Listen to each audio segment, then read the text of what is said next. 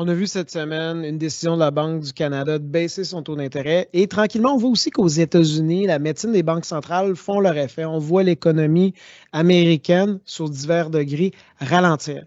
Et souvent, les investisseurs, ce qu'ils vont avoir comme réflexe, c'est d'essayer d'anticiper où l'économie se dirige. Et pour profiter de ça, bien, ils vont investir dans le S&P 500. Et je pense que c'est un thème qu'on doit aborder parce qu'en fait, c'est un piège d'investir dans l'indice de S&P 500 en supposant que la performance de cet indice-là va suivre la direction de l'économie. Avant d'expliquer ce point-là, on va juste revenir un peu en arrière. C'est quoi l'indice de S&P 500? Bien, jadis, cet indice-là a été créé en 1923, puis à l'époque, c'était pas 500 sociétés membres qui étaient inscrites, c'était 90 sociétés. Au moment qu'on a appelé le S&P, le Standard & Poor's, le S&P 500, c'était en 1957, puis c'est là qu'on a inclus 500 sociétés.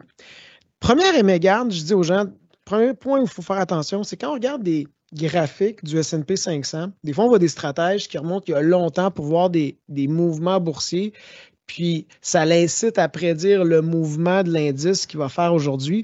Il ne faut pas oublier que même s'il y avait 500 sociétés en 1957, ce n'était pas représentatif de notre S&P 500 d'aujourd'hui. Pourquoi? Au moment où on a inclus 500 sociétés, 85% de ces sociétés-là étaient dans le secteur industriel.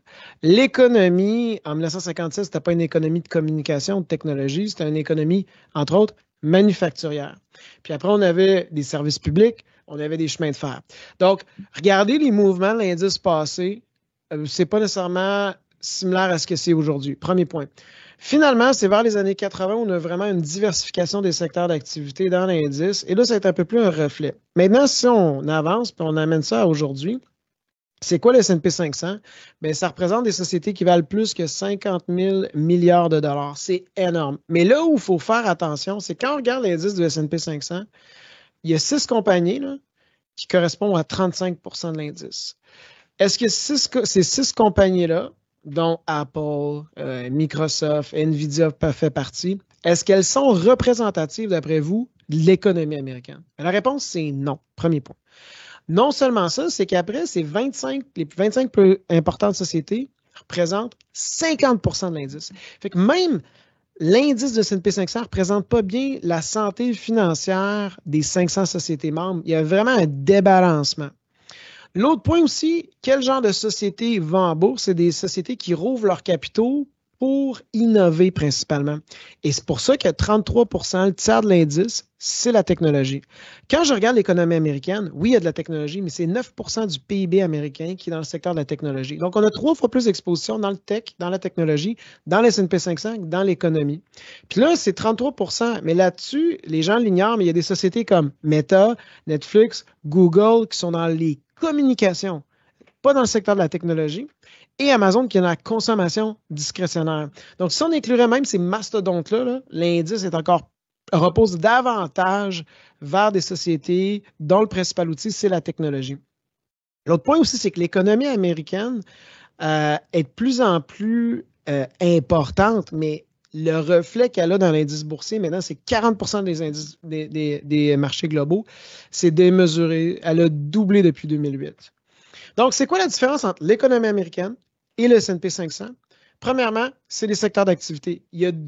Les secteurs d'activité les mieux représentés dans l'indice du S&P 500 ne sont pas les secteurs d'activité les plus représentatifs de l'économie américaine. L'autre point, évidemment, on parle des 500 plus grandes entreprises américaines inscrites en bourse, donc on surreprésente les grandes entreprises. Presque la moitié de l'économie américaine repose sur les PME, comme au Québec. Et finalement, l'indice du S&P 500 va fluctuer d'une manière différente de l'économie. Donc, quand on est en récession, mais que le marché pense qu'on va s'en sortir, le S&P 500 va progresser bien avant que l'économie reprenne. Et aussi, lorsqu'on a des décisions de politique monétaire, comme nous au Canada, on vient d'avoir une annonce d'une baisse du taux directeur, bien la bourse va bouger avant même que ça soit reflété à même dans l'économie. Donc, quand on entend des gens autour de nous qui disent « ben moi, j'achète l'indice de S&P 500 parce que je pense que l'économie se dirige dans la bonne direction », il faut faire attention. Le S&P 500, c'est décorrélé de l'économie américaine. Je vous remercie.